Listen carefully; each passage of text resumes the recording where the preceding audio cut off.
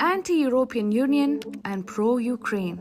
That is what Italy's nationalist Prime Minister Giorgia Meloni's uncompromising position on the nation's foreign policy was, a stance in continuation with her predecessor Mario Draghi.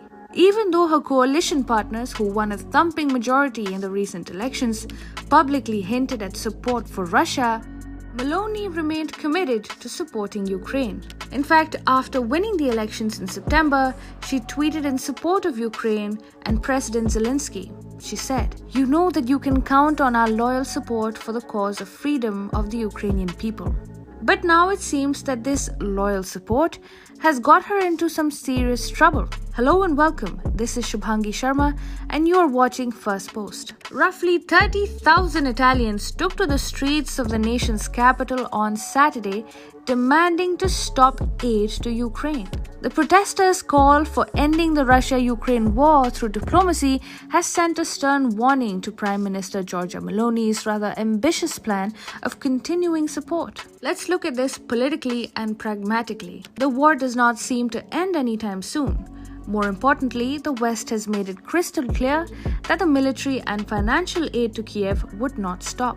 The G7 meeting last week, which includes Italy, said that it will support Kiev for as long as it takes. For context, the total aid to Ukraine from 40 countries since February 2022 amounts to, hold your breath, $84.2 billion. The US leads the pack with $17.8 billion so far.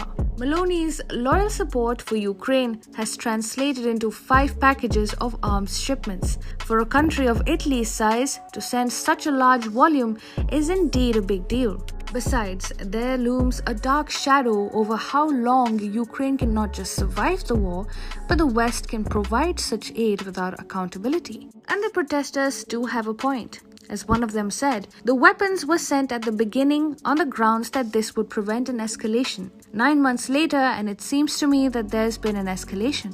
Look at the facts. Sending weapons does not help stop a war. Weapons help fuel a war.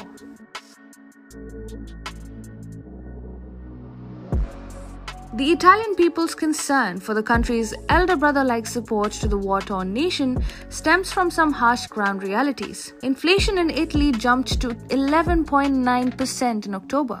To put this in perspective, this is the country's highest inflation recorded in over 4 decades. High energy prices have burnt a hole in the pockets of ordinary citizens.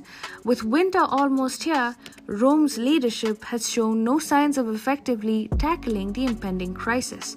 Previously, the Draghi government had even provided direct financial aid to Kiev in upwards of 200 million euros. It's amidst all of this that Prime Minister Giorgia Meloni has come in the line of fire.